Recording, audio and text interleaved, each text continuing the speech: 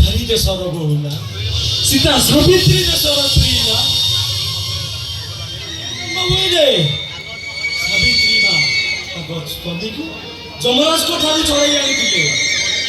ଆଉ ଏ ମାତ୍ର ସ୍ତ୍ରୀ ସୀତା ତାଙ୍କ ସ୍ୱାମୀଙ୍କ ପାଇଁ ରାଜସୁଖ ପରିତ୍ୟାଗ କରି ବଣକୁ ଚାଲି ଯାଇଥିଲେ। ଆଉ ସେଇ ଦେଶର ସ୍ତ୍ରୀ ତମେ, ତମ ସ୍ୱାମୀଟା ମରିଯିବ ବୋଲି ତମେ ତାକୁ ଛାଡ଼ି ଚାଲିଯିବା କଥା କହୁଛ? କାହିଁକି ଯିବିନି?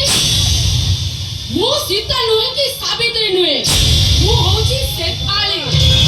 ସ୍ୱାମୀ ପାଇଁ ଏତେ ବଡ଼ ତ୍ୟାଗ ମୁଁ କରିପାରିବିନି? କରିପାରିବିନି ସ୍ୱାମୀ ପାଇଁ ଏତେ ବଡ଼ ତ୍ୟାଗ। ରାଗରେ ତ କହିଦେବ, ଯିବ କୁଆଡ଼େ?